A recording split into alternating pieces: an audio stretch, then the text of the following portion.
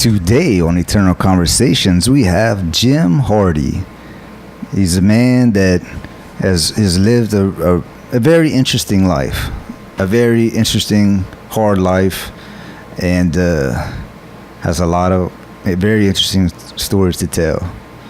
So, to start off, whenever you were, tell me about how when you were like 8 years old, and so you're like 8 years old, and I remember you telling me, we worked together sometimes. I remember you telling me that your mom kicked you out when you was 14, so you had to go on your own. Right. And I always wondered, like, why did she kick you out when you was 14? But then you told me why. So. Right.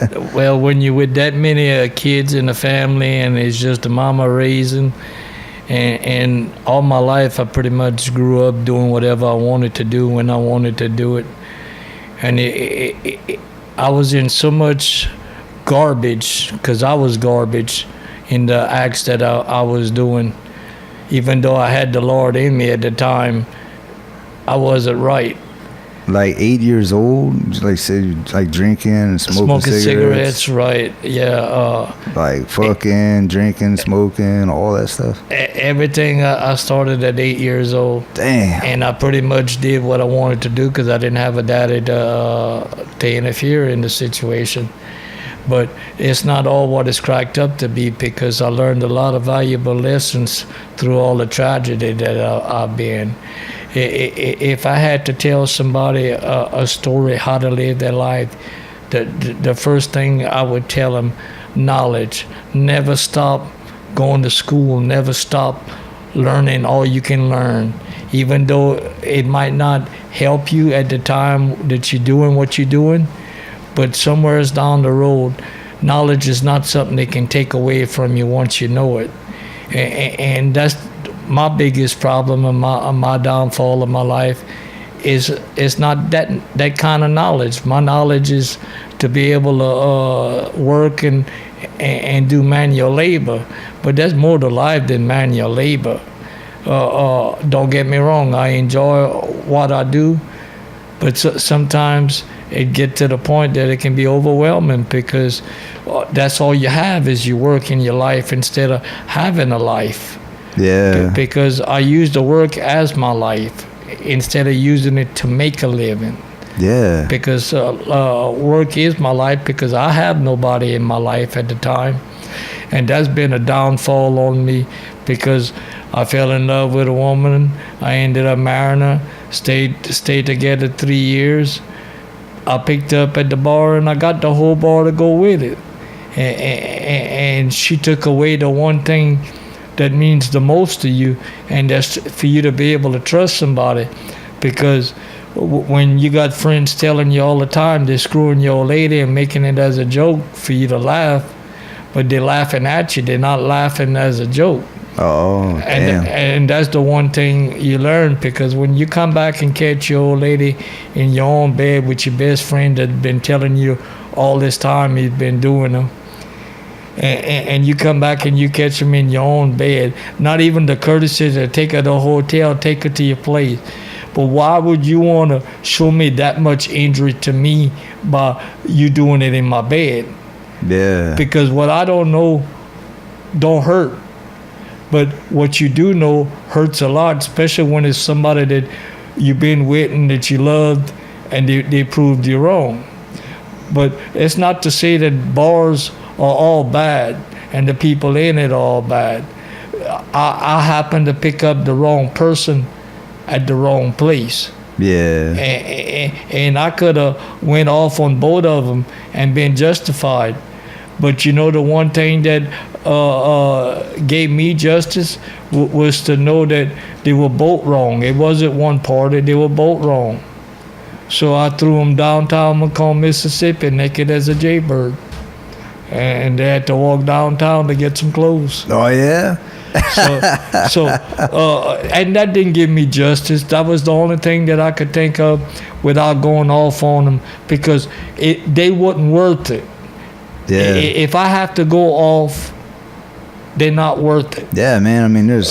because they win twice. Not only did they hurt you the first time, They hurt you the second time because they cost you everything that you trying to accomplish that you didn't bring to yourself. It was always brought to you. See, that's my life story. It's never me bringing nothing to nobody. This person is a good-hearted person. He'll give you the shirt off his back, but he won't allow you to pull it off. That's where the line is drawn. Yeah. And the one thing I've learned in life, it's all right to want to help out people, but you got to know who to help out, because you got people that just want to take all advantage and hurt you and do whatever they can to show you that they can. That's not friendship. Friendship is earned through your life and your dealings with that person. That's what friendship is. Friendship is never just something that you receive right away, because if you receive it right away, that means something ain't right. It happened too easy, and friendships got to be earned for it to be worth anything. Just like if you apologize to me without the meaning, it's empty. How many people say they're sorry? Yeah, for real. But how many of them mean it? 99% of them don't. Right. And how you can tell if they mean it is by one thing. It's through their actions of their life, how they do this world's people. Because you see, like the 4,000, you've never seen anger like I've seen. You want to talk about anger? I'm a man that was the most angriest man his entire life. Then he found the Lord and found peace.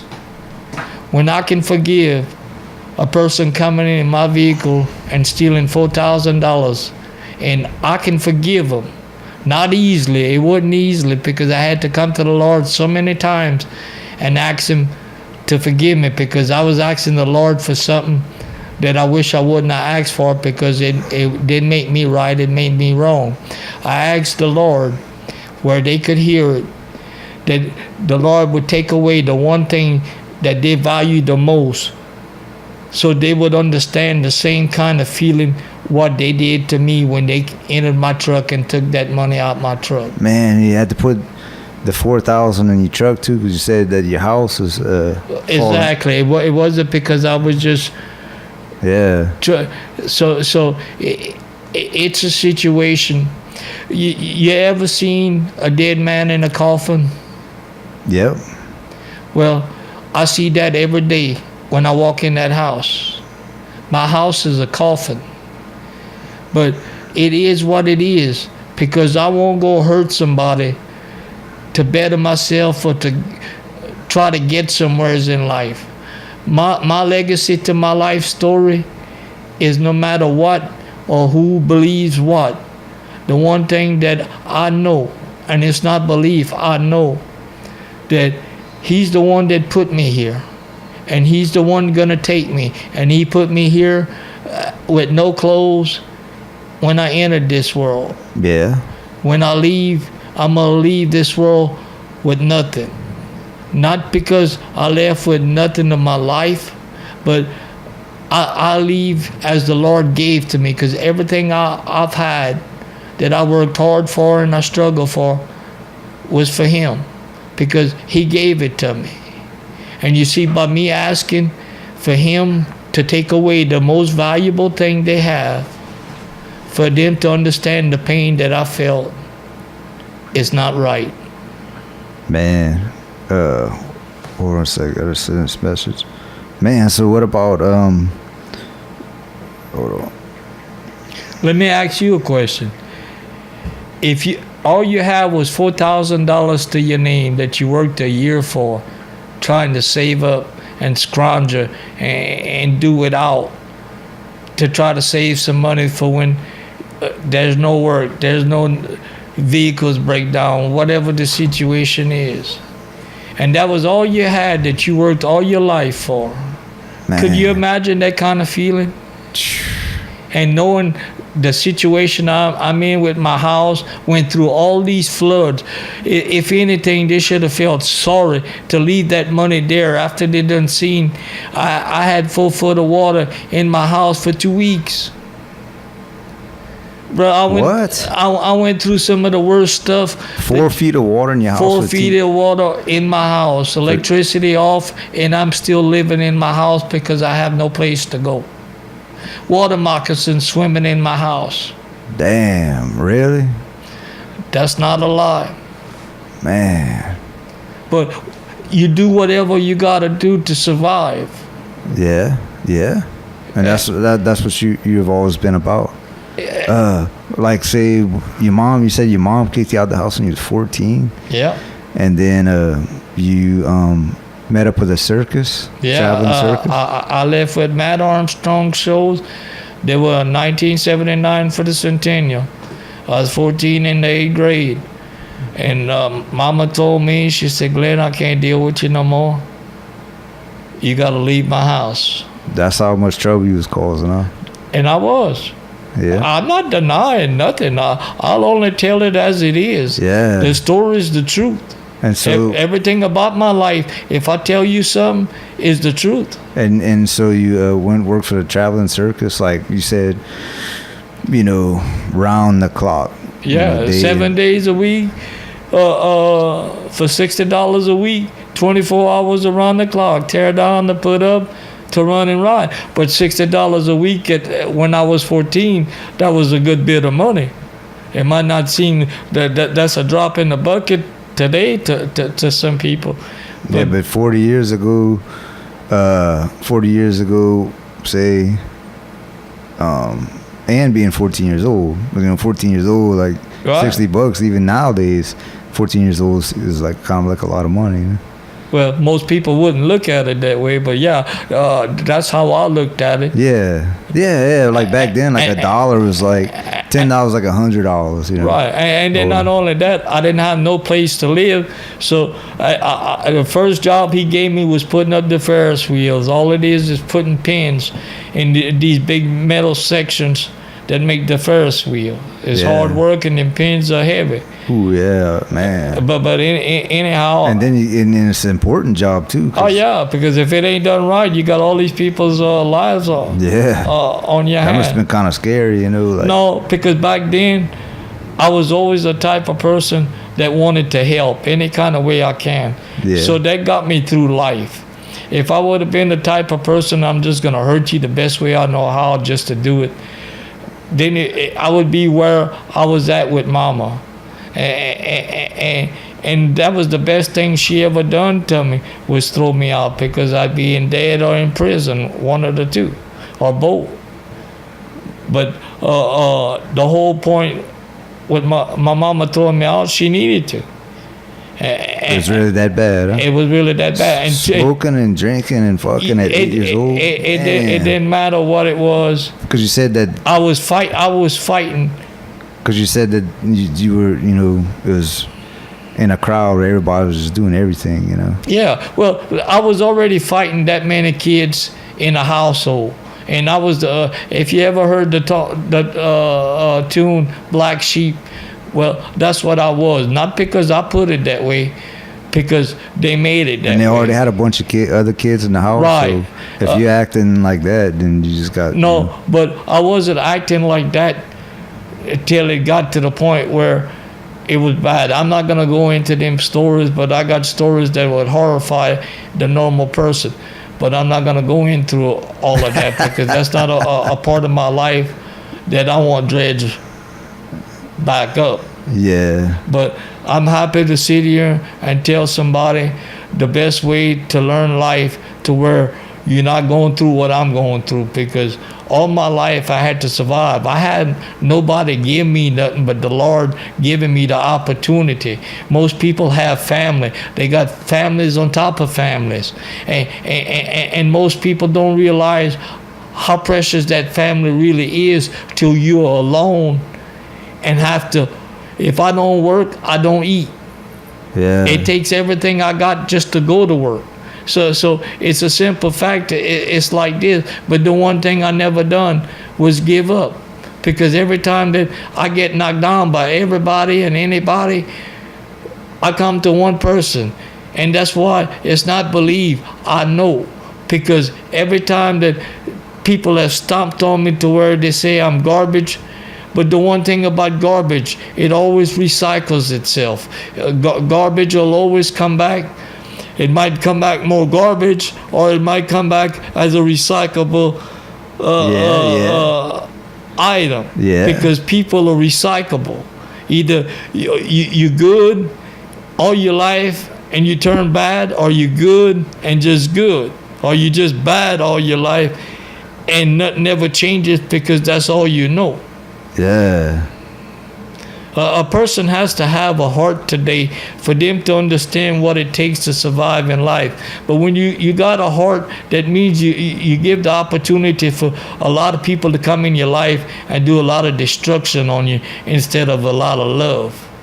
And you got certain groups of people that just everything happens to them. They ain't got to have no reason. Victims. They always want to play the victims, you know? Right. Me, I've been a person that I take life as it comes.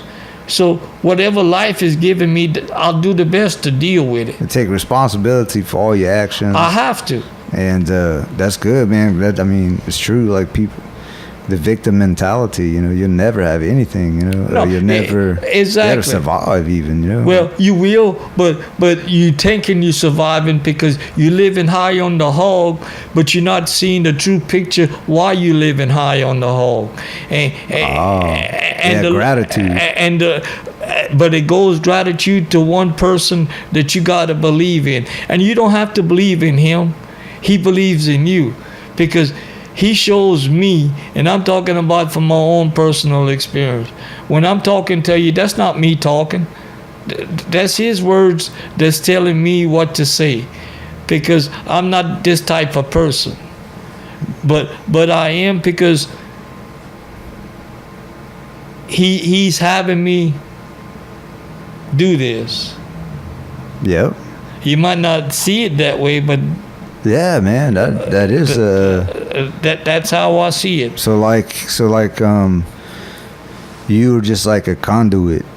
You're that God goes through you. Like right, you're exactly. Like you are your consciousness is like just like a receiver for God. For his blood. The reason is because his blood. Look, I've had evil thoughts, letting them know with the situation they put me in, and I've only been angry that one time. Before that, I think everybody's been angry. I bet.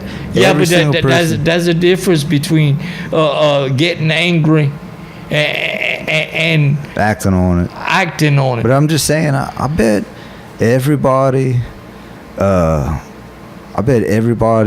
Every single person who has ever lived at least once has come close to murder. Oh yeah, you know, at least once I've said I would. And if anybody tells you different, they're lying. But they don't. Right? Yeah. But they wouldn't do it because, and at the time, because you know they don't want to go to prison. Or, right. You know, they don't want to. It's not in the beginning thinking, oh, well, that person's loved ones are going to mourn for him. And you're not thinking that at the time. Like you're thinking like, well, I don't want to do it. I don't want to go to prison. Yeah, no morals, because all your morals go out the window. And you see, that's the one thing that's in that moment. more than everything in this world, because you're nobody. And I'll tell you, anybody, that if you don't have morals, you're nobody, because you don't have the one thing that gives you the feeling that you can forgive, even through the worst tragedies of your life. Even if somebody takes your life, or takes somebody that's a hard thing to tell somebody, I forgive them, when they took somebody that they cared from you. But you know what? Yeah, I could, because if I can forgive as much as I've forgiven over the years, because of what relationship I have with him allows me to deal with it to where they're not causing me more grief. Because if you don't deal with the situation right, it costs you double. I've said that all my life. And then like for forgiveness too, for somebody that's something really bad to you, know, like the thing is, that's the hardest thing. To forgive them. If you don't, I know it might take years or decades. Right. sometimes. It ain't gonna happen. But the longer you don't forgive them, It eats you up. Eats you up inside. Yeah, You know? and I agree 100%. You're carrying on that negative energy Right. around with you the whole and you'll life. be taking it out on other people, not knowing you're taking it out on other people. Yeah. Because like that dude this morning with the gas at the pump, like I told you. Yeah. Arguing with his old lady. He's done pumped his gas, done finished, got in his truck, cranked up his truck, and the next thing you know, he's fighting with his old lady in the back. And I waited till about 2-3 minutes, and I seen he wasn't moving, but he was looking for a reason for him to get angry on somebody. But what he don't realize is that's all right to get angry on me. You wanted to pull me out that truck, that gives me every reason for whatever's gonna happen is gonna happen, and it didn't cost me double because I got angry because he brought the anger to me. That's where the Lord comes in on me. Every time that I get angry to where I could go do something, because I'm a human being. I'm not perfect, and I'm a human being. And all human beings, when done enough wrong and enough pain and enough affliction onto you, sooner or later he's going to turn around and say, well, you're going to have to earn it this time because I'm going to stop you. Yeah. Sometimes I've noticed that too. Sometimes it feels like you're being given a chance, like a couple of times, like because it happens effortlessly. Right. But then the next time you're not showing any gratitude for it. So, and then it's like, oh, that's, I don't know, it's hardest, that link is broken. Well, the respect is gone. That link is broken, and so then you got to earn it the next time. Well, that's what the respect is. The respect is not given, like I told you a few minutes ago. Respect is earned through your dealings. You can go say, you're my friend, but that don't mean you're my friend.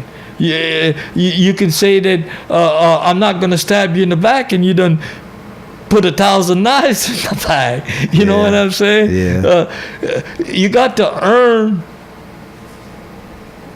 the respect. Because if you don't respect that person, how is he going to respect you? But I still can. Even through the non-respect that you give me, I can still respect you. Because that's what's in me. What, by the way, what is your definition or view of God? Like, who is God to you? You know, is it the Christian God? Like, is Jesus the Christian God, or is it like, you know, more? I can answer your question. Like, doesn't have a name. No, I can answer your question because I remember the first day that it happened. I can remember about 10 years old, walking the streets. No place to live, no food, nothing. Damn. 10 years old? 10 years old. That's when Wow. I started running away because of the abuse that I was going through from my brother. Oh. My mama couldn't do it, so she had my brother do it.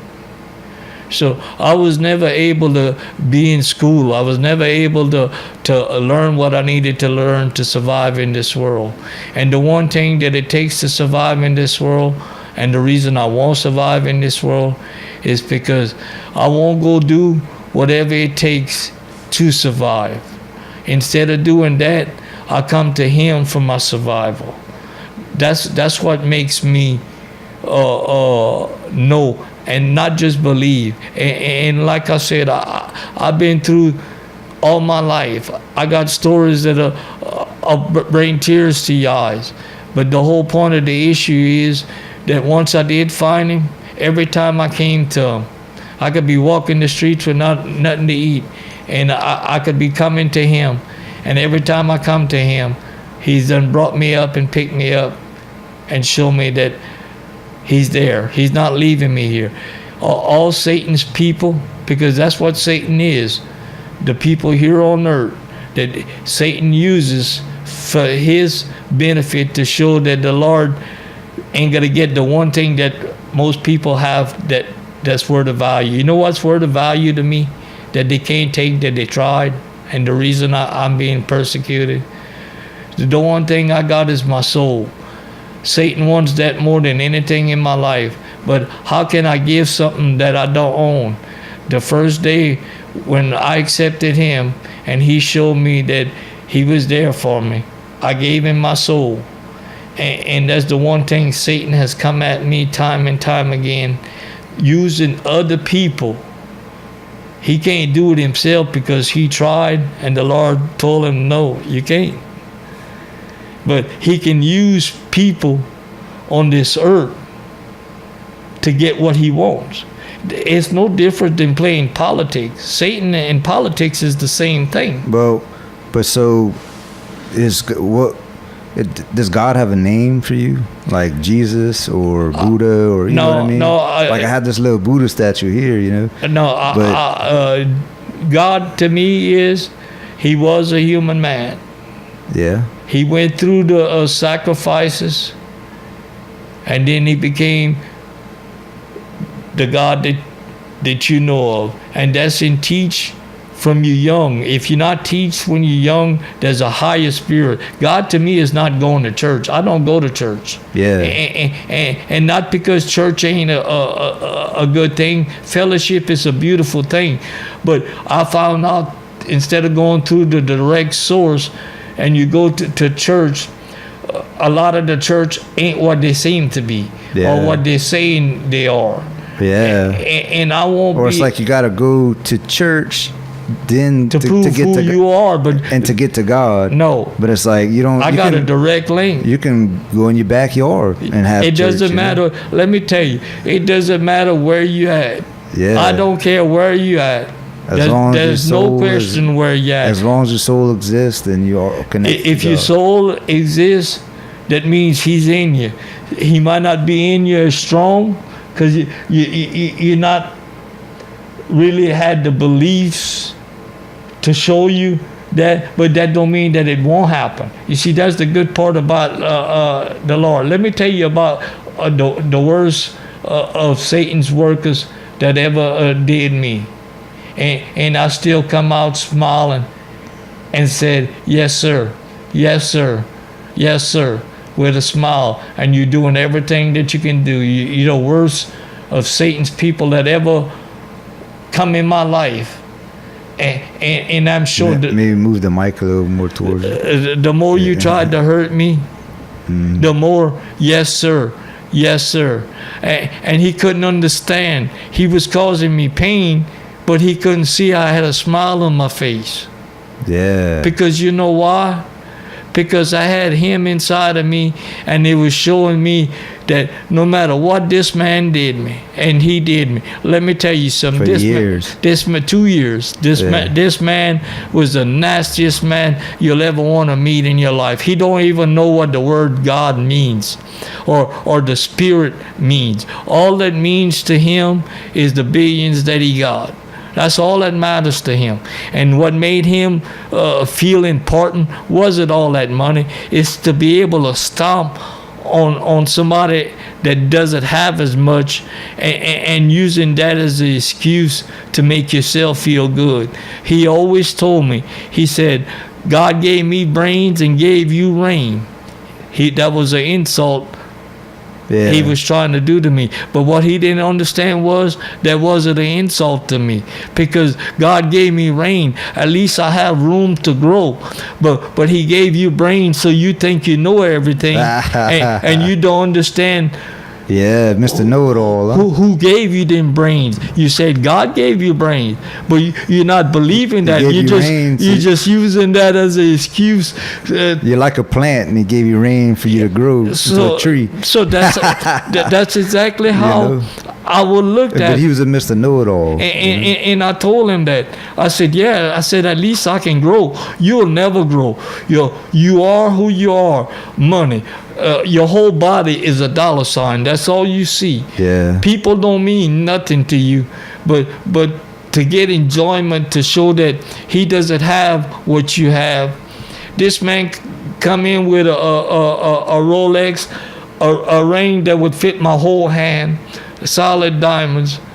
He always carries $10,000 cash, $100 bills in his pocket all the time. Damn. This man got so much money that he thinks he has the right to show you you're nothing.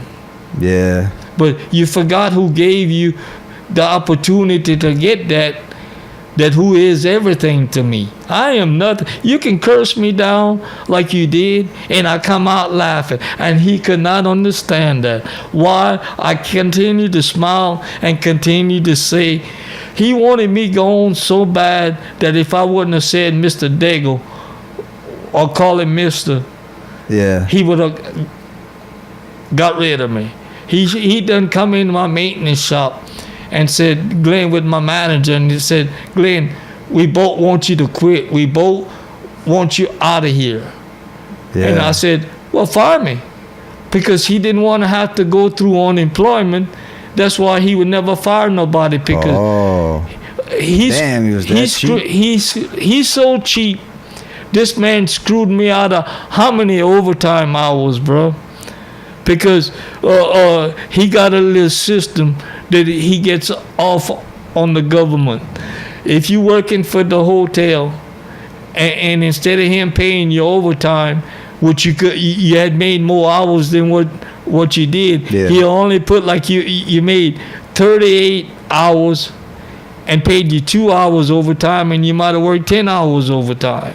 You understand what I'm saying? So well, what would happen if you tell him, man, I worked 10 hours while you only put 2? But it doesn't matter. You don't tell a billionaire that you're going to win, because you know what his words were? I already got a hold of what would happen, because he done told me to my face.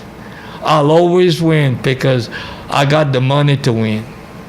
That's what his words were to me. I worked in that hotel in mold, solid mold, bro. Solid mold. Damn. Solid mold with no gloves, no mask, no nothing in that whole. That whole hotel is infested with mold. I tried to go see a lawyer to try to get that hotel shut down. Lawyer said, well, if it ain't you ain't sick, why you trying to do something? Because lawyers about money. Yeah. Oh, yeah. So when I told him that I would just work at the hotel and that I handle all of this, and I got witnesses to prove, because every time I'd go work with that mold, I'd show my manager. Would you ever get sick? Well, that's the whole point of it. Would it ever make you feel bad? Yeah, it's starting to work. It takes a long time. Oh. If you're a strong-willed person, Yeah. it takes a long time before mold, because mold's like cancer. Now, once you get to the certain stage of cancer, you got 4 stages. And if you're in second, you might have a chance to have operations again. But once you get to 3rd stage, the cancer spreads so far. And that's the same thing with mold. The one thing that I pitied that I couldn't have got nothing done was to shut the hotel down, because people will get sick. That whole hotel's infested with mold. And I'm talking about black mold coming out through the ceilings and through the walls, for the simple fact. You just can't see it from the hotel Well, room? you can't see it because it's on it's the inside, you the can, walls? no, you can see it on the outside of the wall. The reason you can't see it for a point is because he makes people go in there. I showed them how to hide mold, because he couldn't sell the hotel. They had 3 buyers come to buy that hotel. When they'd walk through the front door to the office, to the front desk, they would say, oh, this hotel's infested with mold. So they wouldn't buy it. Yeah. So he come up to me, said, there's anything you can do to get rid of the smell and to hide the mold? Yeah. Because I'm selling this hotel. I didn't want to, but it was my job, and it was on him, not on me. Yeah. Because I tried to get something done. So he told me like this: don't worry about nothing. Do what I tell you to do. It doesn't matter what it costs. So I went in there and I got rid of the smell, and I got rid of all the black. Because what happens is mold gets black spots. If it's white ceilings, you can see the black coming through, and the walls are the same way, because it's spreading. What it is, that sheetrock done got wet, so it done started onto the joists, not the joists, but the 2x4s framing it up.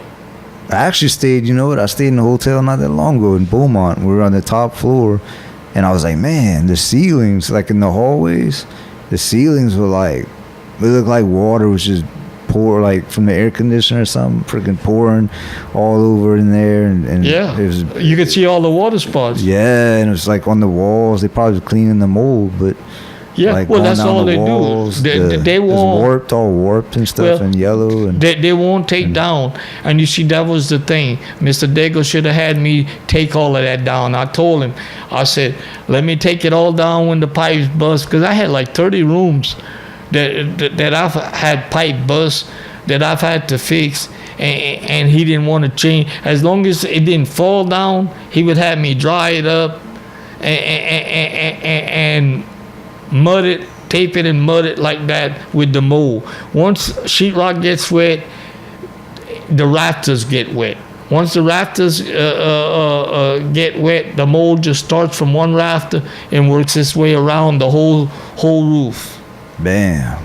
And that's why they got so much mold. I bet you can go in any room in the 30 that I've been in. I can go show you the 30. I can show you where I just patched. Yeah, yeah. But one day that man's gonna have to answer for that. I wonder what happened to him. He sold all the one. No, but I mean, where's he at today, you think? Oh, I know where he's at. Oh yeah, I know where this man. He lives in Belle Chase, but he brings so many taxes to Lafayette that he got a DUI and he paid to get out of it. He almost killed me and 3 other people, including a state trooper. And the only reason he got out of that was because that state trooper couldn't leave that scene because of that log in that road. We gone. Number one, You riding with him? Number one, I'm on the hotel clock, so he wasn't supposed to take me away from the hotel, but he would take me away from the hotel because he owned the hotel. Yeah. He wasn't supposed to take me away from the hotel, but he took me away from the hotel. And he's got a dual axle, big cargo trailer full of towel that I had loaded up, bringing to his shop in Carencro. He's following the state trooper at 70 miles an hour, watching the state trooper with the lights on, and him on the phone the whole time. All in a sudden, the state trooper stopped. Daigle didn't see the brake lights because he was looking at the top of the light. Yeah. From me to you, I said, Daigle, he stopped. He swerved in the other lane and missed the state trooper. If there had been another car coming, he'd have killed all of us because he wouldn't have been able to get in the other lane.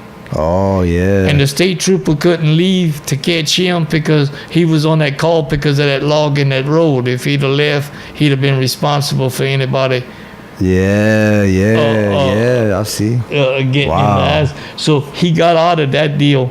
And right off the bat, I told my manager when I got back, I said, he almost killed 4 people because he was bad. He don't care. He think he got money he can buy He himself. was drunk, too? Oh, yeah.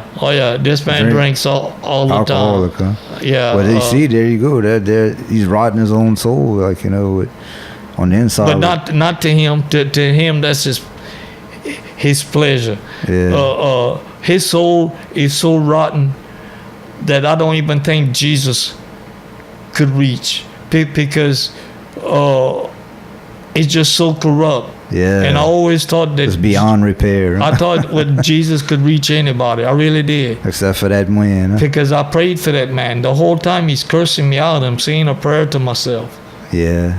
That's awesome. And he couldn't get me angry. He tried everything that you could ever try on a person. Man. Couldn't get me angry. I'm still smiling. That hurted him more than if I would have got into it. Because if I'd have got into it, he's right. You working for the man, even when he's wrong, he's right. Yeah. That's what he tells you. Yeah, that's true. Yeah, people like that, it does, with huge egos, it does seem like, you know, whenever they're wrong, they're right. Even if they know that they're wrong. Yeah, well, they know it. You see, that's the they funny do part. know it. They know it. They know it, but they don't want to change it because they like. Yeah. Anybody can change, But the one thing you got to do is you got to change your heart. Your mind is not what you got to change. You got to change your heart, because if you're saying it with your mind, you don't mean it. If you say it with your heart, you're proving it. Yeah. At least that's my philosophy in life. From the time you've met me, you know that I'm a straight up person. Yep. I mean, I've given you no reason for you not to believe that I'm not a straight up. Right. Yep. All the time. You know, and I take pride in that, because that shows who I really am, instead of letting somebody that don't even know you but willing to tell you stuff about this person. They can't tell you something you already know. If a person's trying to hurt you by telling somebody else something, and they know it's a lie and you believe it, well, the person that's telling you that, if you believe him, you know better than the one telling you that. So, yeah, so I guess it makes you secure in yourself. So say, like you were saying, that your evil boss was always trying to put you down, but you're secure on the inside. Yeah, so, and you couldn't see that clear. Yeah, and so insecure people are always trying to, say if you were insecure, you would have told them, oh, fuck you, and you would have left like the first day. And anybody would. Everybody I've ever talked to that knows him said, I didn't last the first day. Nobody lasts with him, because he can hire anybody. Because you know why? He got so much money, he can get you to work for nothing. Because that's the type of people that he'll hire, is people that are desperate. And some of the people that, like some of the richest people I've ever met, or some of the cheapest people I ever met. And I guess it's because one of the reasons why they have money is because they're super cheap and they're cheating everybody. Yeah, exactly. Now, if you earned it honestly, and you rich, I'm proud of you. I'm happy for you. I'll tell you 100%. You deserve the pat on the back. And if what you're doing has good karma to it. Yeah. Like I heard of this one man is a billionaire, but he builds those big windmills in the desert to provide power. Like there's no bad karma attached to that, No, like he's doing something positive for the environment and making money. Well, positive. There's no bad karma that goes with positive right off the bat. That's the opposite of karma. He's doing something environmental, something that's good and honest, and he's a billionaire. And if you can't help somebody, why would you want to tear them down? Because you know what the Lord told me? If I am for him, who can be against him? Yeah. Because my belief, or let him do my fighting for me. Yeah. Like if I would have been the old person like this morning, and again, I'd have got out my vehicle just on the words he said. Yeah. But I felt no anger, because I'm not gonna fight you out of anger. I'll fight you out of self-defense. Because when I fight you out of anger, that makes me just as wrong as you. Oh, definitely. You might not see it that way, but that's how I see it. Because you could have avoided it. That's the whole issue. But whatever would have happened, when the cops would have came, bottom line would have been like this. It would have been on camera that I pulled up behind. He done paid his gas, got in his truck, cranked it up, and he's fighting with his old lady. And I'm waiting 3 minutes at the pump, waiting for him to go before I decide to blow the horn. But when I decided to blow the horn, I wasn't going to stop till he moved. Because either two things are going to happen. Either you're going to move and respect that I'm there to buy gas just like you was. I'm not there to fight with your old lady. That didn't give you the right to fight with your old lady at the pump. You could have pulled up at the pump. I wouldn't have cared. Past the pump, I wouldn't have cared. Yeah. But you see how people put situations on you that you least expect. I wasn't expecting that this morning. Yeah. Somebody trying to start a fight with you. Somebody trying to get into it with you and try to cost you into Totally, they're gonna pull you out your truck. But that gave me the right. You see what I'm saying? Yeah. And I told him, I said, please pull me out. I'll let you pull me out. But once I got out, it would have been a different story. Because you can't attack me. I'm being threatened here. I don't even know this fella. How would that look in front of a judge? I don't even know this fella, bro. He don't even know me. Yeah, yeah. And Your Honor, he was fighting in the truck with his wife. After I done waited 3-4 minutes to pump my gas while he's fighting with his old lady. Yeah. Your Honor, how bad would that have been for him to just pull up so I could get my gas? And you can fight with your wife all you want. That's not an issue with me. Yeah. But don't take, because you fighting with your old lady, thinking you're going to swing on me, that you're thinking of your old lady when you're doing that. Yeah. Because that's what they do when they do a situation like what happened to me this morning. He wanted to fight. But he wanted... but see, your security, your inner security, said, nah, man, it's too much trouble, you know what I mean? Well, I told him, no, pull me out. Yeah. Because you see, in this case, it wasn't about me letting it go as security, being secure. Yeah. It was about right and wrong. It was about you gonna enter my home. You bodily threaten me. Yeah. So what I do to defend myself will not allow me to be behind bars. Yeah. Because it won't be me that has brought it to him. I never bring it to nobody. I'll walk away. And they think that I'm a coward, and they take my kindness for weakness. Yeah. But they don't know who I am.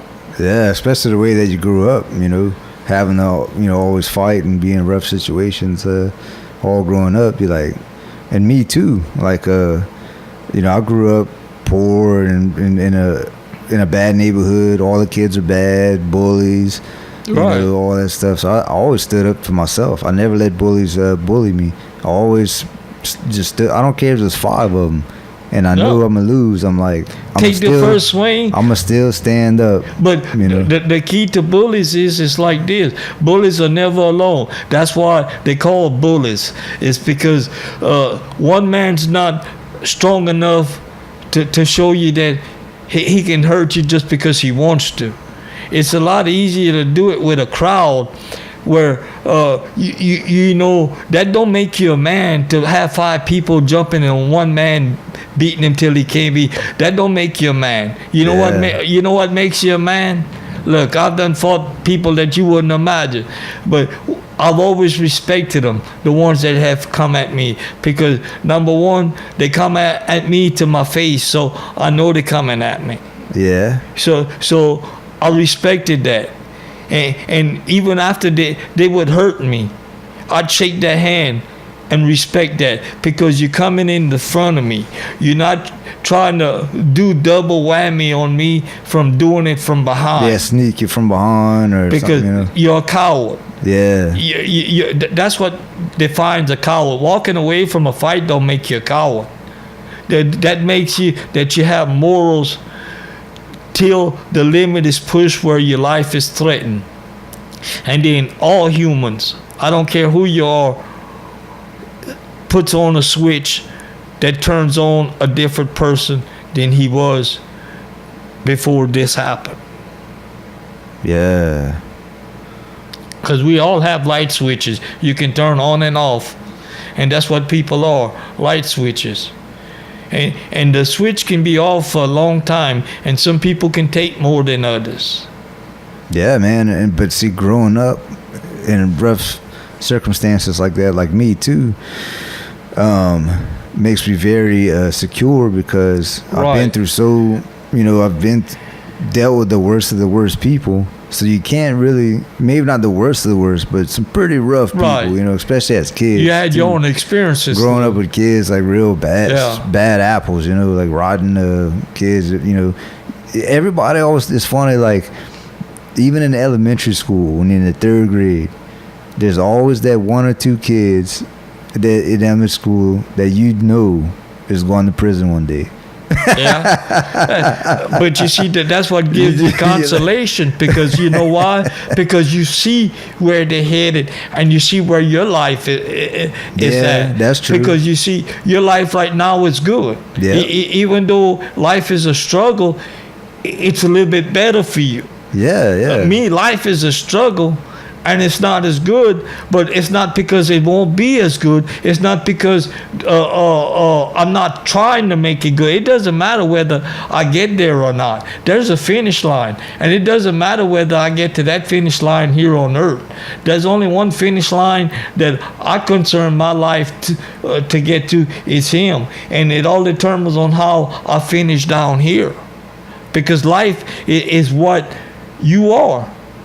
Yeah, then some people are gonna go to quote unquote prison in the afterlife, right? Of some form, like that rotten man. He might live his whole life a billionaire, do whatever the hell he wants, but just putting scars, cuts on his soul, and that's exactly it. And even if he does make it through his life, doing whatever the hell he wants to whoever he wants, in whatever way, in rotten ways, he's going to face consequences the next go around, or an afterlife, or But there's very few people that look at it that way, and you see that's the sad part about it. All they see is that he can do whatever he wants because he shows people he got money, and most humans want their money. The one thing I showed him that hurted him more than anything, I didn't want his money, just what I worked for. Yeah. I showed him his money didn't impress me. Yeah. Oh, he knew. I'm in the elevator with him. He's wearing a Rolex and a ring as big as my hand is, and he pulls out about 10 grand, $100 bills folded up, credit cards, unbelievable. And he's showing me this to show me that I'm nothing, that I can show you I'm better than you.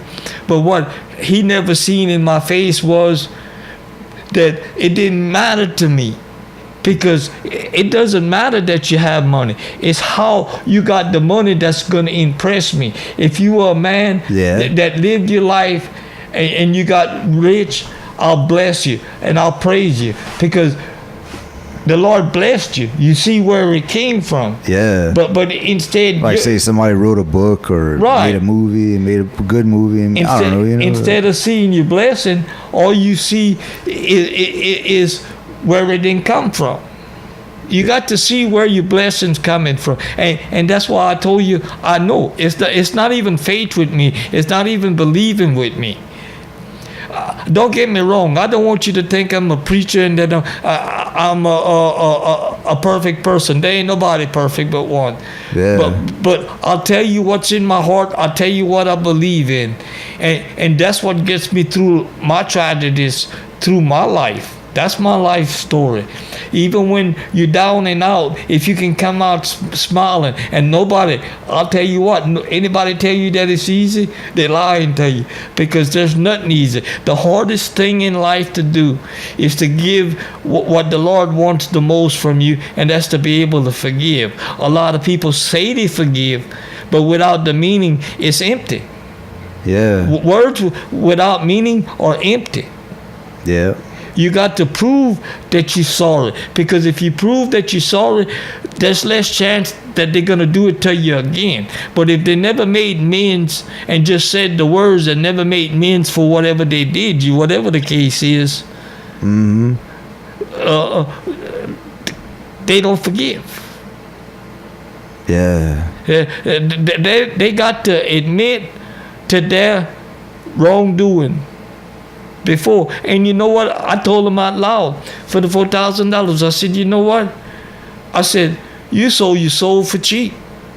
I said, there's no way I would have took $4,000 for my soul. Yeah. But I said, I'll tell you what.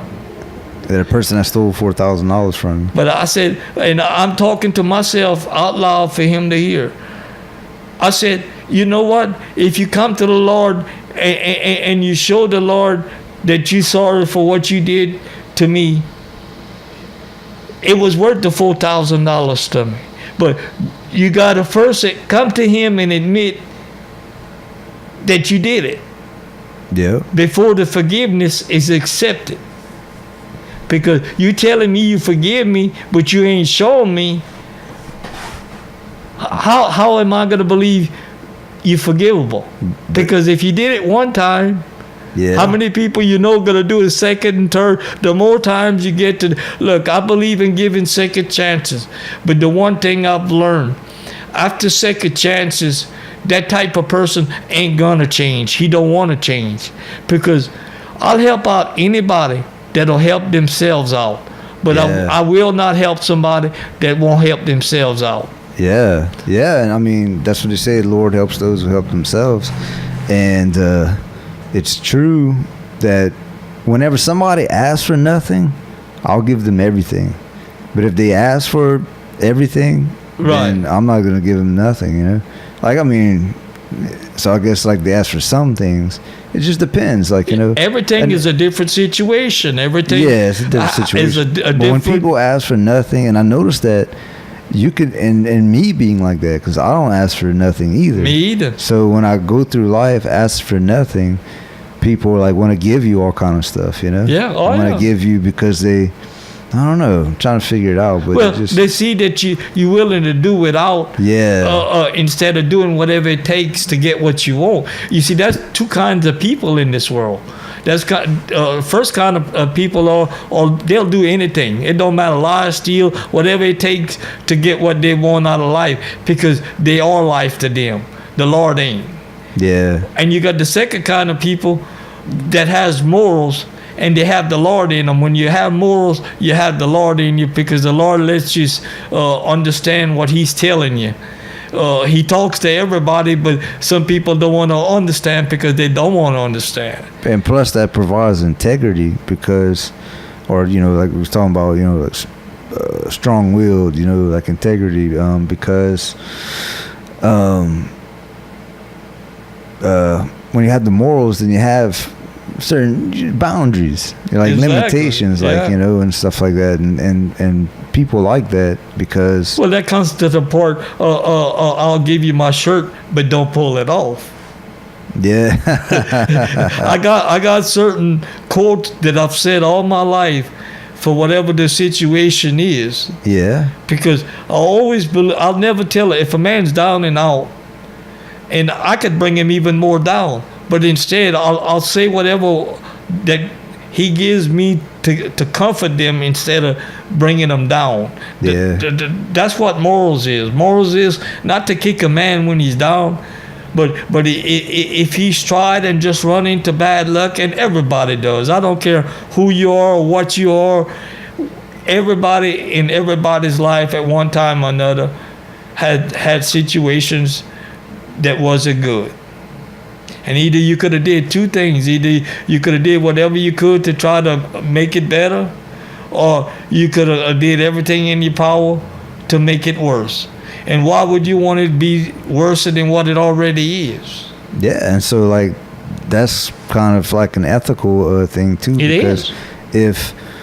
If you try to bring a man down who's down, first of all, you got to have sympathy and compassion. Right. And like you're saying, everybody has been down and out, and it seems like nobody wants nothing to do with you when you're down and out. No. But whenever you help, if we all help each other grow and evolve, and then it comes back to them. You see. yeah, it all comes back to everybody. What they don't understand. All that positive energies. When they're helping positive energy, like you're saying, It spreads around. It all comes back to you. Bounces back all between and ever before. So when people and then it comes back to you. But final stages to that is it helps out everybody, because once you start picking up people, it benefits you. You know why? Because that person might not be in that situation forever.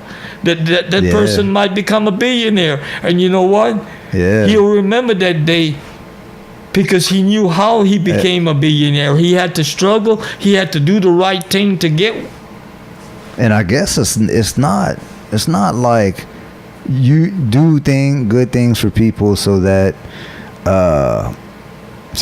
they'll do something good for you. You know what I mean? No. Like it's not like that saying saying it like that, it's like saying, you know, you're trying to get something out of it. No, by but being nice you're to trying to somebody. make a point with this. But it's something instead. It's not that. It's like, I don't know, man. And you know what? When you do good deeds for people, you just feel good. Yeah, on the and if inside. you feel good, you know what? Everybody around you is feeling good, and that also benefits you, because when you're around people, they're gonna see the joy that you have, Yeah.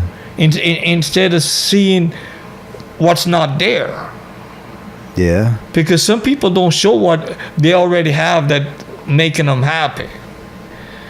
You know what I wanted for my life, and it probably never turned out like that, but this what would make me happy. For once, people to see me for what I am, for who I really am, instead of what other people use for that benefit to try to hurt me. I've been the type of person that when people know me, they tend to want to hurt me, and I never could understand why, but that's what it is. So I always tried to turn things around, but no matter what they do or what feelings they have toward me, I'll always have good feelings toward them.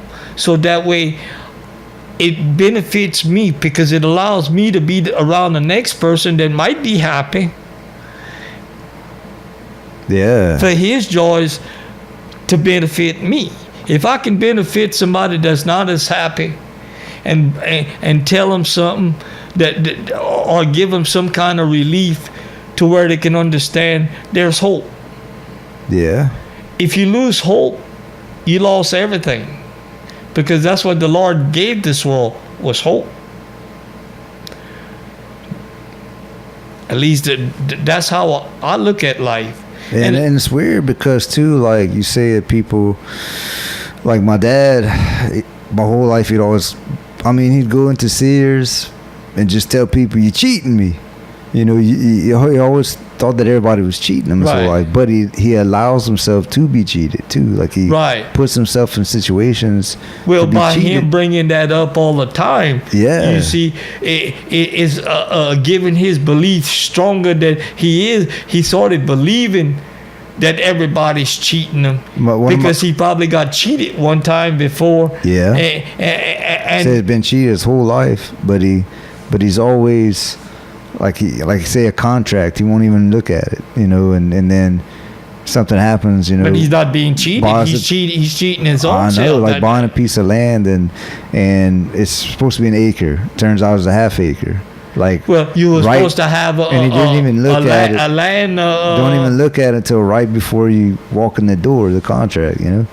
And it's like, man, you know, and then mad at saying the man cheat, but just his whole life, basically. Yeah. What I'm saying is like it's always like they're cheating me, but because he never let the first one go. You see, allows himself to be cheated. Well, the point of it is, he never faced up to the first. The only way for him not to be cheated is for him to face up to the first one. He already know that he got cheated. Yeah. So that wasn't a lie. But he never made amends with that. It was so easier for him to say, everybody's cheating me. No, never put everybody in one barrel, because you'll have one, maybe two out that barrel that are bad.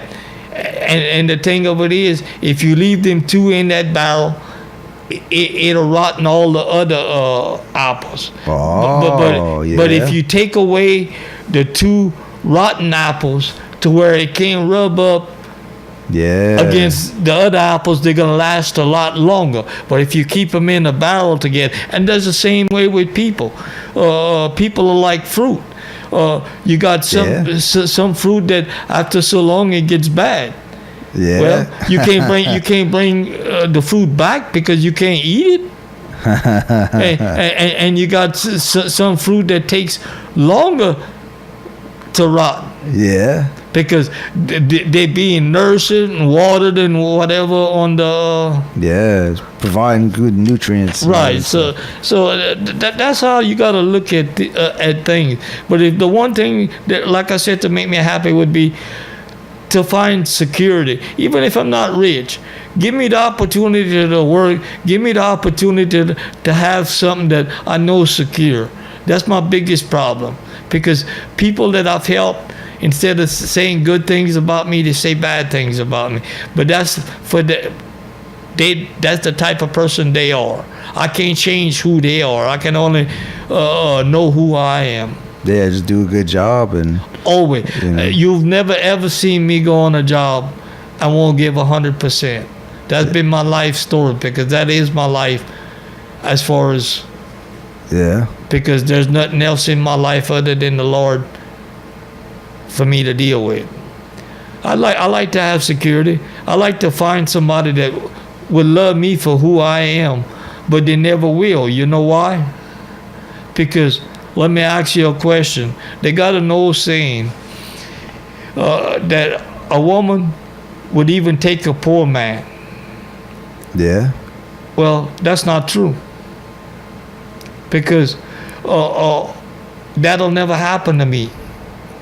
Because people a woman doesn't want a man that doesn't have a life. Because he can't give her a life. My life is two things: working and sleeping. Yeah, it seems like women definitely want resources. Yeah, and there's nothing wrong in that. I agree 100% they have that, but I don't have it. Yeah. So you can't accept me for what life is unless you have money, and for some reason out the blue you really just fell in love with me, and the odds of that are 1,000,000,000. It ain't happened in all the years of my life. Oh yeah, but I mean, I'm talking about real love, not just sex. Sex and love is two different things. You can't even put that in the same category. Yeah. When it becomes both, is when you done, and not even a piece of paper puts that together. It's when you've been together, and you know that there's no others, because you know what's in your mind. There's no others I want to be with. So that's when your love begins, because you accepted to love that person. Yeah. Forever. I know. Well, I mean, you still got plenty of time, you know. I don't, because I'm not like I used to be. It's getting harder and harder for me, but the harder it gets, the more I try. But one day, I won't be able to. And that's what scares me, because at least if you got somebody else with you, when you can't do for yourself, if that person really loved you, they're going to be there till the day you close your eyes. Yeah. If they don't love you, they're not going to stick with you. Yeah, that's true. At least that's how I look at a situation. What makes my situation worse than anything, I have no other income. If I don't work, I don't eat. Yeah. So that's one of my tragedies. My other tragedy is not knowing how to work a computer. That has killed me in my life. Yeah. Because everything is computers. Yeah, now everything. Even back then, when it started, it might have started slow. Everything was computer. Now everything is completely computer. Like in the 80s when computers started more coming around, a lot more common. And you got fourth graders that can work on computer, and you got a man my age can't work a computer. And that's been my downfall. And I don't have time to learn the computer because I'm too busy trying to survive. Everything in life is opportunities. And plus you didn't have any kids to right, exactly. You know, to try to like support you when whenever you get you know old. how much that's worth. You don't realize how much it's worth till you don't have it. So never take family for granted. If you got a person that you fell in love with and you still love today, and she loves you, go out your way to show them. Don't wait till it's too late. Don't bring flowers to my grave. Give them to me when I'm alive. Yeah. Because flowers are appreciated when you can see them. Yeah. Yeah, that's true, There's man. nothing wrong in bringing flowers to a grave because you're still showing them they love them. But the question I got for you, did you show them you love them when they were alive? Yeah, I thought about that too. I said, man, I mean, a lot of people, way too late, miss the boat, you know? Yeah. And feelings should be expressed, you know, in the time, because anybody could die today or tomorrow. You Oh know? yeah, nobody's promised her tomorrow. Like, don't wait too long to, you know, tell your dad that you love him, or whoever, you know, or whatever, you know, tell people that you love them, that you love them, or something, because if they died tomorrow and you didn't, then you'd be, you know, in regret. Well, it'll work on your life. Your life will go through it, and the pain will work on your mind to where it changes the person that you are. Yeah. Because your mind changes you. Your circumstances change you. If you can take a tragedy, let me give you a good example, and I'll finish this story up about faith. All right. I know this man, and he was a good man. He was going to be a youth minister. He was a painter and a sheetrock finisher, and I worked for him. And a good fella. Real good fella.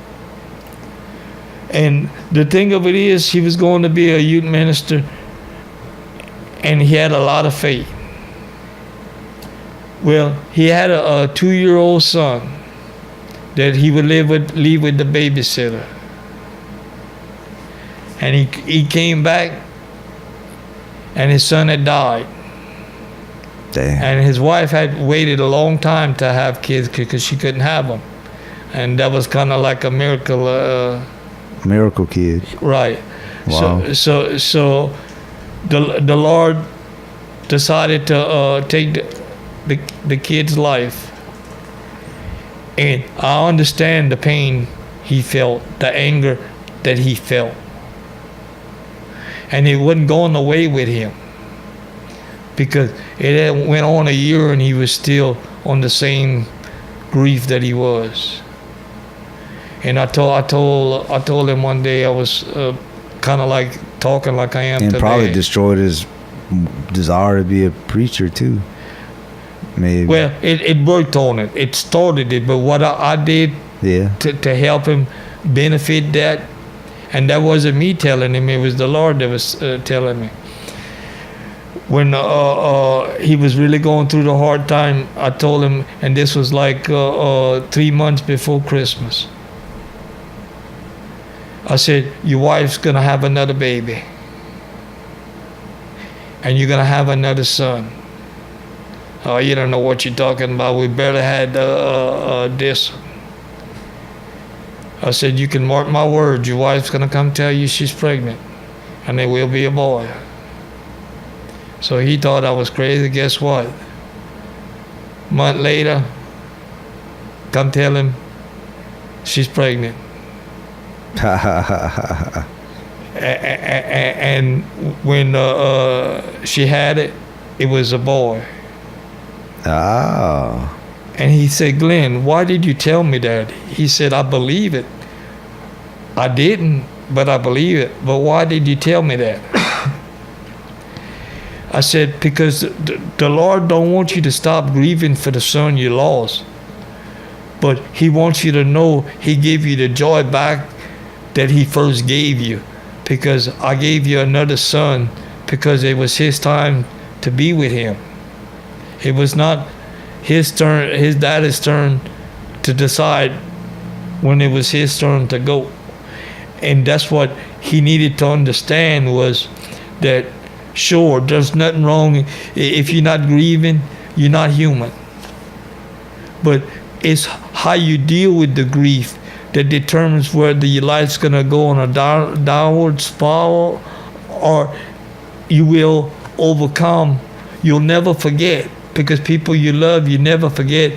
But you're always talking to people that knew him and always bringing him up so people don't forget. Because you're never forgotten when you die, no. Don't ever think you are. People let you forget. if they're always in your mind, in your heart, no matter what they have done, they'll always be with you. They're never gone. If you had that in your heart and you really loved them, death will never take that away. And a matter of fact, death will give it a spiritual overcoming, because it lets you know the type of person they were and where they at. Because don't we live a life to get to a point in our life, whatever the point is? Mine is him, but whatever the point is, everything in life is to get to a point, right? Yeah. But it seems like it. That's how. In a way, it doesn't seem like it. Like there's no point, but in a way, it seems like we're all trying to get to some point. You know, I know what you mean. And it's not a matter whether you get there. It's a matter that you keep trying, and how you get there. What roads are you going to take to pass over who to get where you're going? Because everything in life is a road. And each road will either do good or do destruction. And all the roads that I go on, I try to go on the ones that I can do good, because I want to build up a person. Because every person that you build up and he gets to the story that he wants to be told, that means he found what he was looking for. He didn't have it at the time, but he'll find who gave it to him. And that's the same thing with Mr. Daigle. With Mr. Daigle, no matter what he's done, no matter what he worships, there's always that chance. There's something in his life that's going to give him the right story that he'll be able to tell one day. And it'll take away all the right story, it'll take away all the tragic stories that he's done. Yeah. And that's where forgiveness becomes in. And that's when you become a person of him. That's what you had asked me earlier, how I first believed. I first believed in me being the evil person that I was. Yeah. Because I was the evil person. I'll be the first one to tell you, all my life I did what I wanted to do when I wanted to do it. And all consequences didn't bother. Yeah. And then once God shows you that he accepted you, you just can't go back and do what you did. He stops you from doing that. How many times I wanted to go back and be the person that I was because somebody brought before me. Not because I went and looked for it, but because Satan will use anybody that he can to take away my soul. Yeah. But what Satan and these people don't understand is you can't take away what you do, you don't own. The day I accepted him, that's when my soul belonged to him. Because he told me, and you can call me crazy and insane all you want, but he told me that I understood why I had to change my life when I accepted him. Because when you accepted him, you leaving it to him. He'll make the decisions because you allowed him to do it. Yeah, man.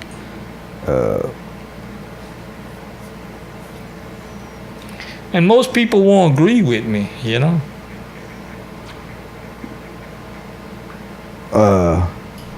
Because most people. Why not? Why not? Well, you don't think? Well, them type of people, that's the ones that will put you down instead of picking you up. Oh yeah. That's very few. I wonder why people do that. Like that has no. No, but people do that to make them feel power. All that is a power trip. Acting like animals or something. To show, well, they are animals. They become animals when they show the power trip, because that's what an animal will do. You can have a weaker animal, and you're gonna have a power. Let me give you a good example. What I use for example with the Lord. We got to wrap it up too shortly too. Yeah. So, well, this will be my final statement. All right. If you got a wolf lying down next to a lamb, a wild wolf. Yeah. If it's hungry, what it's gonna do? Eat the lamb. Right. But once you accept the Lord, when the wolf is put with you on the side of the lamb, Yeah. it lays there and protects you. Yeah. Because the wolf's no longer hungry, because the Lord took the hunger away. If that makes any sense to you. Yeah, that is cool. Yeah. Takes away. Right. The sheep, the wolf don't need to eat because the Lord's not letting it be hungry.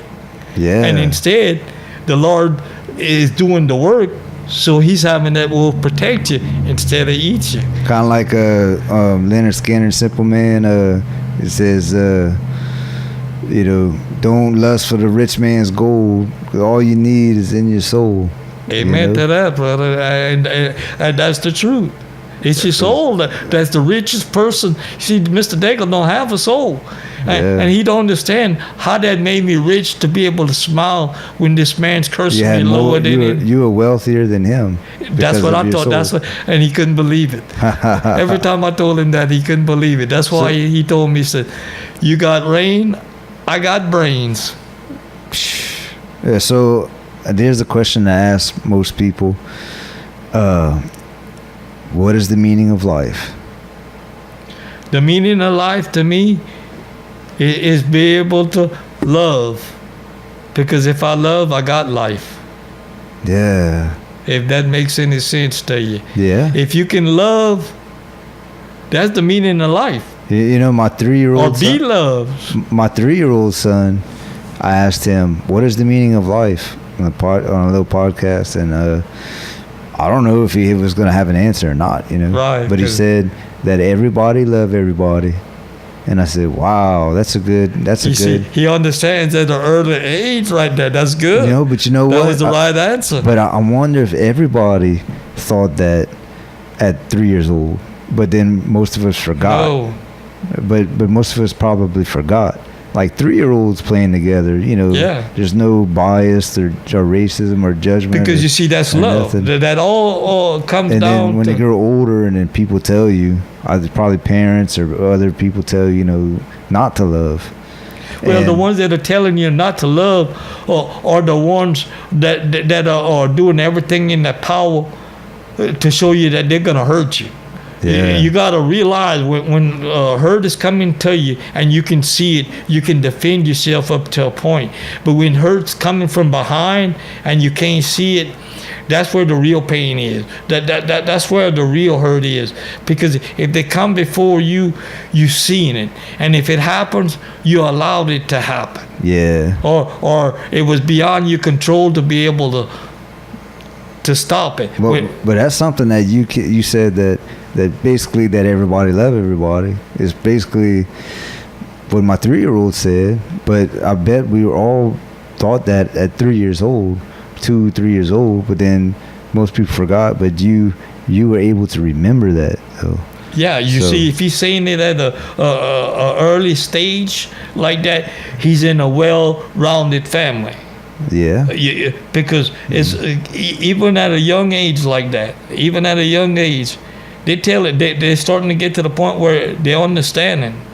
Yeah. So once they start understanding, that's where you got to go out your way to do whatever it takes to give them the right values. Because if you give them the right values now, I would say 90% of the time, they're gonna work out as a productive, good human being. Because it's instilled at a young age. They got understanding. The younger, the better. That's where understanding who the type of person you're gonna be when you grow up. You got to start at a young age instilling what you would want them to have in your life. And it's funny too is like people that you went to elementary school with and you were little kids together, and then you see them when they're whatever age, 30, 40, growing up. Yeah, growing up. Then and you see, you might not have seen them in 30 years. This happened to me recently, actually. Yeah, that kind of happened to me too. And you're like, I know you. I know exactly who you are. Yeah. Because I knew you when you were a kid. And you don't remember them. And when you were a kid, you're mostly honest, you know, Yeah. like the way you act and what you say is like that's who you are, you know. That's who I was. Always get that part right.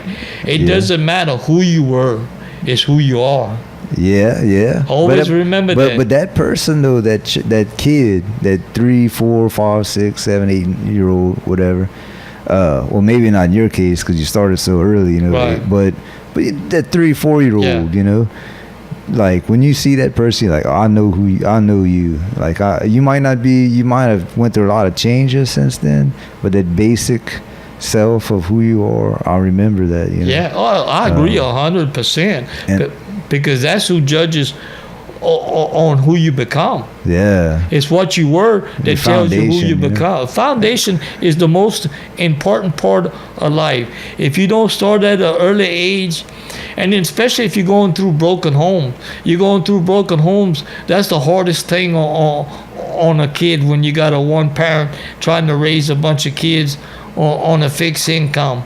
That determines which ones out of that family is going to be when you But you know, everything's dynamic too. You know, just because you were a bad kid, maybe now you're a holy man. You know, I wouldn't say I'm a holy man, but I would say that I love the Lord. Or sometimes people are holy, good, really good kids when they're Yeah. small, then now they've grown up to be Different. wicked and evil Yeah. because the world beats them down and they take the licks. You know, they Well, don't the fight. world is the people. The people are beating them down. You got to remember, it's not the world. We can't blame the world for what goes on. It's the people in the world that determines what goes on. Yeah, that's a good point. Because it's easy to say the world. That way you're putting everybody in the same category. Just because what happened to me don't mean that everybody's done me that. I've had a lot of them do me that. There's just certain people, specific people. A group of people. Certain kind of people. And one more thing is, because kind of have to go soon, but hate to cut it short. Sometimes we do these for 3 hours, man. Sometimes, you know, just keep on, you know. You were just. But so what is your personal philosophy? If you could sum it up in like a sentence or 2 sentences or a paragraph, like what would be your personal philosophy? My philosophy is very simple. I accepted the Lord, so I know what my life is already, and I know where it's at. And to get what you want out of life, all your dreams, everything that you want out of life, you got to have values to have that life, because you'll never become nobody that you can be able to get what you want from this world because of the values that you got. Everything is value. Believe in people till they don't allow you to believe in them no more. And when they don't allow you to believe, that's fine. Don't believe in them no more, and don't allow them no more, but forgive. That's the biggest thing of life, is to forgive, because if you're not only forgiving for them, you're forgiving for yourself, because if you can really forgive them, that means you're not hurting no more. The pain is gone. You can let it go. If I can let everything pain go, and forgive a person that caused me so much tragedy, you can let anything go. Never keep it in you. The more you keep it in you, the more angry you're going to get. But if you can forgive and just let it go, I'm not telling you not to forget, because when you forget, they'll come back in your life again and do it again. Yeah, that's a good point. But you got to let it go for yourself, because I'm not hurting no more. So in a bit, so like love, gratitude, forgiveness, and being able to let go. Right. If like not holding on to stuff all the time, like just the ability to just let go. Like, that'll enrich your life. And forgiveness is a part of all of it. Yeah. It's like the mechanism for letting go. Like, it's not only one thing. It's a matter of doing all the things together to where your life becomes who you are. Love and gratitude and forgiveness and values and integrity and developing a soul. Yeah, gives developing you that. A soul.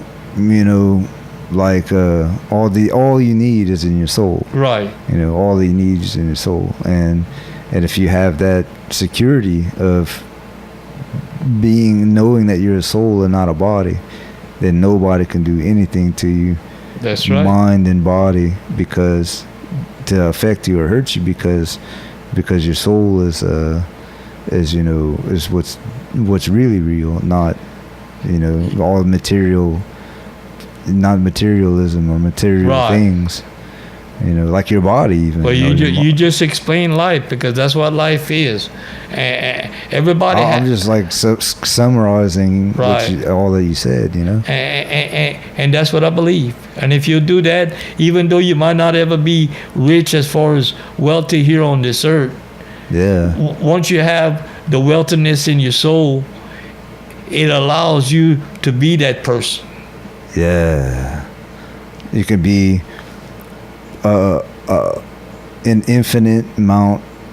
infinity amount more richer than somebody with the richest man in the world. Amen to that, and that's a fact. You can be the poorest man living in the woods with a bowl. All you have is like a bowl or something, and still have infinite amount more wealth and riches than the richest man in the whole world. You summed it up right there, because that's life story. If you believe what we just said, you will make it, even though you might not think so, because you might look at, I don't have all these possessions. You got to understand, that's just possessions. What I'm trying to do is be as happy as I can with as little as possible. And if I have extra, That's if I fine. do have extra possessions and money, but that's just like lanyard. That's just extra, Right. But And then sometimes you can pass line to people's church or just to people in general. Yeah. If you see somebody in desperate and you got that, because whatever little bit you're going to give to that person, let me tell you something.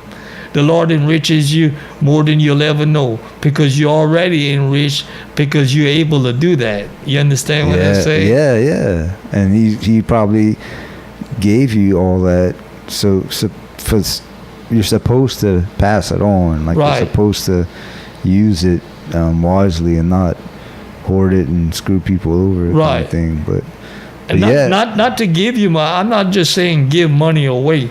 What I'm saying is, if you got something extra and somebody that because when you give it to his people, you give it to him. yeah. So if you know somebody that's hungry, you feed them. It don't have to be And that'll money. feed their soul, not Right. just them. Oh, because yeah. That'll feed not just their stomach, but that'll feed their soul, because they'll, Start feeling good about themselves, because Yeah. somebody cares them. Because before people start caring, That'll make their soul- somebody else got to show them they care. that'll make their soul glow a little Oh brighter. yeah. And then they could pass it on, and everybody's happy. And if everybody does that, guess what this world would be? then everybody would be happy and satisfied and content, Yeah. and everybody would be rich and wealthy. Yeah. And that's what they don't understand. Yeah. Well, that's good, man. I think we should just end it on that, Yeah. and glad to finally have you on the show. And so check out my books and podcasts on eternalconversations.com, and check out Eternal Conversations Net podcast. And peace, love, and light. That's it.